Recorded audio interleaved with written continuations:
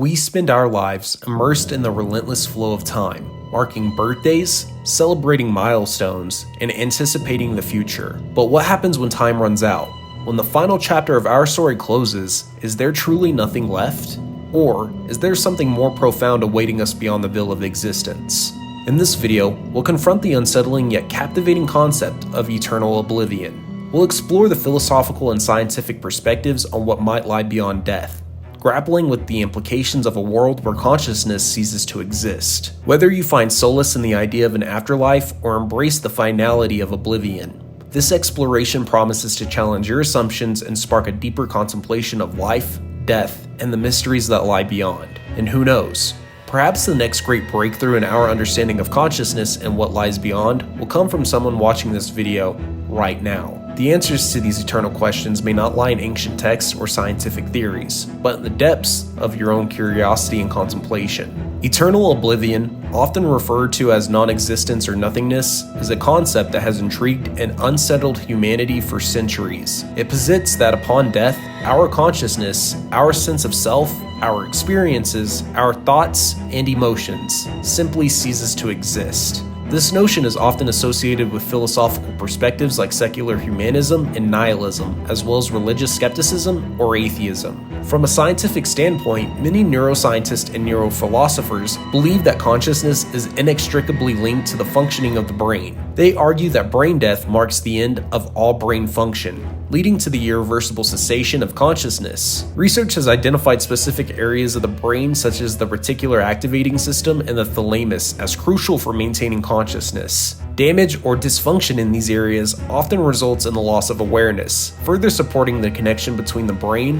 and our subjective experience. Through a naturalist analysis of the mind, consciousness is viewed as dependent on the brain, as evidenced by the various effects of brain damage. However, it's important to note that not all scientific evidence points towards the absolute finality of consciousness upon death. Some interpretations of near-death experiences suggest the possibility that consciousness may persist even after the brain function ceases, raising intriguing questions about the nature of the mind and its relationship to the physical body. The concept of eternal oblivion has deep roots in philosophy, dating back to ancient Greece. In Plato's Apology of Socrates, Socrates contemplates two possible scenarios after death. Either a migration of the soul to another realm where he can converse with great minds of the past, or a state of oblivion akin to a dreamless sleep.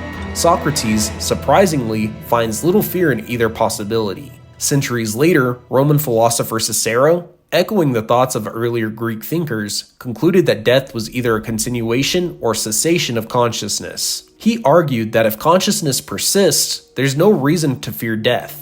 And if oblivion awaits, it's simply a release from worldly miseries. The ancient Greek philosopher Epicurus further expounded on the concept of oblivion in his letter to Menicius, asserting that death is nothing to us because it eliminates the capacity for sensation. He urged his followers to embrace the idea of death as a natural end, emphasizing that life holds no terrors for those who understand that death marks the cessation of existence. In modern times, philosophers like Paul Edwards have explored the relationship between the brain and consciousness, suggesting that damage to the brain directly impacts mental functioning. This leads to the extrapolation that the complete cessation of brain function, as occurs in death, would result in the cessation of mental activity and thus, consciousness. Prominent figures like psychologist Steven Pinker and physicist Sean Carroll echo this sentiment, asserting that death is synonymous with eternal oblivion because science has yet to discover a mechanism for consciousness to continue beyond the physical body.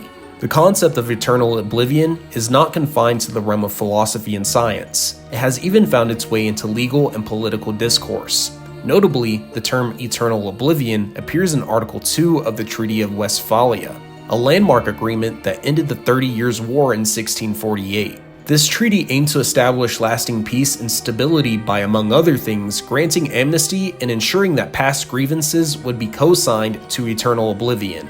Likewise, the English Indemnity and Oblivion Act of 1660 used the phrase perpetual oblivion to grant pardons and suppress memories of past conflicts, hoping to foster reconciliation and unity in a divided nation.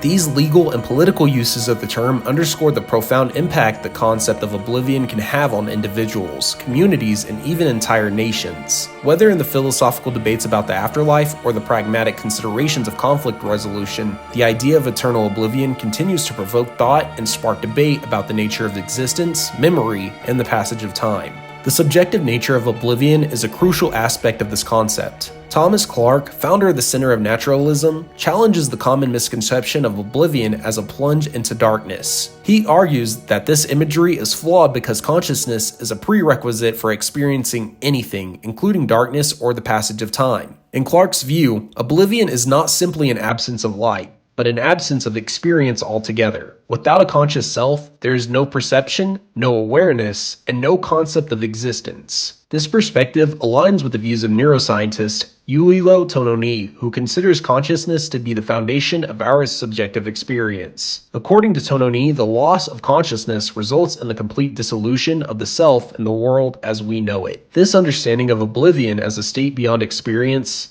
raises profound questions about the nature of selfhood and the meaning we ascribe to our lives. If our consciousness is extinguished upon death, what becomes of our individuality, our memories, and the legacy we leave behind? These questions have fueled countless philosophical debates and continue to challenge our understanding of what it means to be human.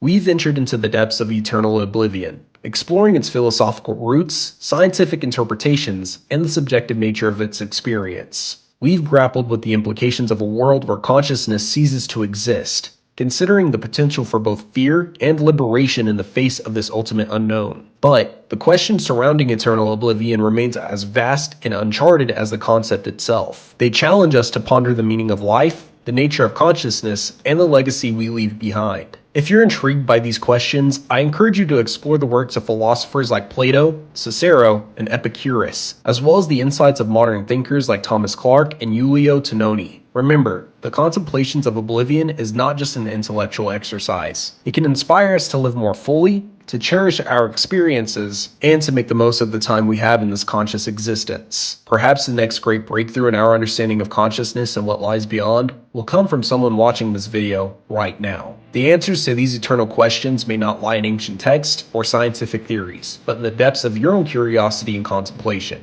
Thank you everyone for watching. My name's The Big Y. Don't forget to drop a like, and if you're new to the Why Not family, a follow. And I'll catch you guys in the next video.